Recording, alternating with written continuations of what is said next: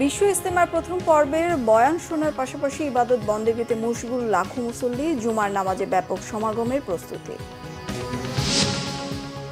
দাবি পূরণে অনড় তিতুমীর কলেজের শিক্ষার্থীরা, বিশ্ববিদ্যালয় সহ 7 দফা পূরণ না হওয়া পর্যন্ত আন্দোলন চালিয়ে যাওয়ার ঘোষণা। দেখছিলেন ক্রাউন সিমেন্ট সংবাদ শিরোনাম। গাজীপুরের টঙ্গীর তুরাগ নদের তীরে চলছে 58তম বিশ্ব ইজতেমার প্রথম পর্বের প্রথম ধাপের আনুষ্ঠানিকতা। ফজরের নামাজের পর পাকিস্তানের মাওলানা জিয়াউল হকের আমবয়ানের মধ্য দিয়ে দিনের কর্মসূচি শুরু হয়। আলেমদের বয়ান শোনা আর ইবাদত বন্দেগীতে মশগুল রয়েছেন মুসল্লিরা। ইজতেমা ময়দানে জুমার নামাজ ইমামতি করবেন কাকরাইল মসজিদের ইমাম মাওলানা মোহাম্মদ জুবায়ের। তাবলিগ জামাতের সদস্যদের পাশাপাশি সর্বস্তরের মানুষ জুমার নামাজে অংশ নিচ্ছেন। গাজীপুর থেকে আমির হোসেন রিয়েলের ক্যামেরায় মীর মোহাম্মদ ফারুকের রিপোর্ট। লাখো মুসল্লির জমায়েতে টঙ্গীর তুরাগ নদের তীরে ইজতেমা ময়দান কানায় কানায় পরিপূর্ণ।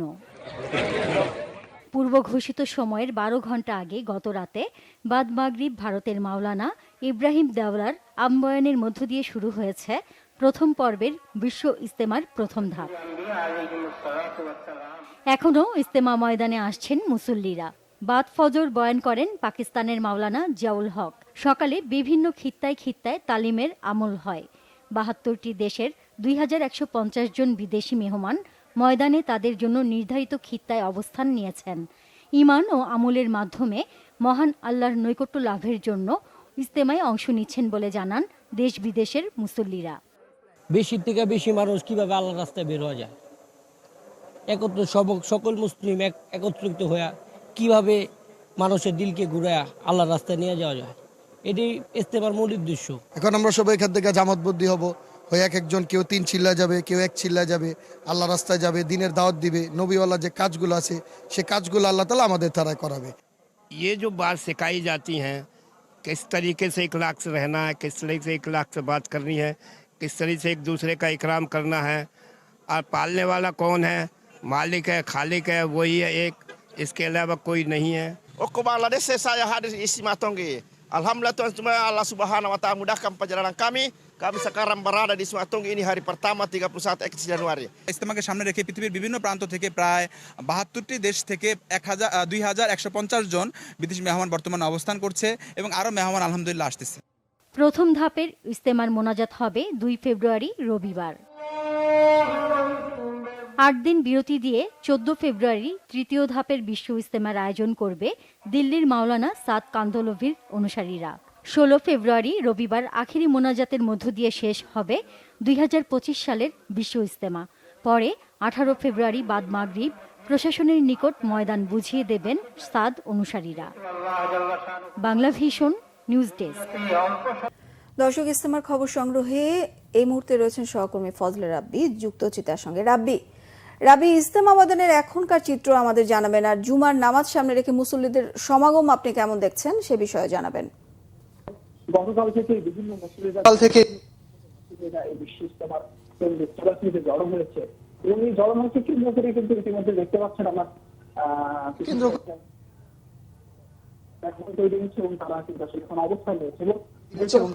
আসলে এখন অবস্থান নিয়েছে এবং যেহেতু আজকে জুম্মার দিন সেহেতু আসলে বলাই চলে যে মুসলমান যাচ্ছে এবং সহ বিভিন্ন আইন শৃঙ্খলা বাহিনী থেকে টহল দিচ্ছে, তারা বিভিন্ন এখানে উপস্থিত আছে। মোটামুটি একটা বিষয় আপনি জানেন যে এই ইজতেমার প্রথম পর্বকে কিন্তু আসলে দেশের জেলার বিভিন্ন 41টা জেলার বিভিন্ন লোকজন কিন্তু এখানে জড়ো হয়েছে। এছাড়াও ঢাকার কয়েকটি অঞ্চলের লোক এখানে জড়ো হচ্ছে। পাশাপাশি 72টা দেশের কিন্তু আসলে 2000-এর অধিক বিদেশি মুসল্লি এখানে আল্লাহকে শুকরিয়া জানাচ্ছে এবং আল্লাহর ইবাদতের প্রতি তারা জিকির করছে। একটা বিষয় ছিল, এখন আমি যদি দেখাই এখানকার পরিস্থিতি কিন্তু মোটামুটি শান্ত আছে এবং বাহিনীর সাথে সংসদের কিছুক্ষণ আগে আমাদের গণমাধ্যম কর্মীদের পরিস্থিতি পুরোটাই স্বাভাবিক। কোনো ধরনের বিশৃঙ্খলা বা কোনো ধরনের অরাজকতার কোনো তথ্য তাদের কাছে নেই। আর শুক্রবারকে কেন্দ্র করে কিন্তু আসলে বাড়তি একটু চাপ সৃষ্টি হয়েছে। এখানে কিন্তু মানুষের ব্যাপক হয়ে গেছে, বলা চলে যে লক্ষ লক্ষ মানুষ ইতিমধ্যে এখানে জড়ো হয়েছে এবং তারা কিন্তু আসলে আল্লাহর শুকরিয়া এবং আল্লাহর প্রতি যে তাদের বান্দার প্রতি আল্লাহর প্রতি তারা শুকরিয়া জানাচ্ছে। পাশাপাশি যে আপনি জানেন যে ইজতেমায় যে মুসলিমরা জড়ো হয় তারা কিন্তু আসলে সবসময় তাবলীগের মাধ্যমে ইসলামের দাওয়াতটা মানুষের কাছে পৌঁছানোর জন্য বিভিন্ন ধরনের মেসেজ দিয়ে থাকে। তো এবারে কিন্তু তার ব্যতিক্রম হচ্ছে না। বিভিন্ন মুসলিমরা বারবার বলছে যে আমরা আসলে সমস্ত দেশের সারা দেশের যত মুসলিম আছে সারা পৃথিবীতে তারা কিন্তু সকলের শান্তি চায় এবং একই সাথে চাই যে তারা যেন এই তাদের মধ্যে যেন একটা শান্তিপূর্ণ একটা পরিবেশ বজায় থাকে। রাবি, ধন্যবাদ আপনাকে। দর্শক, ইজতেমা ময়দান থেকে যুক্ত হয়েছিলেন সহকর্মী ফজলে রাব্বি।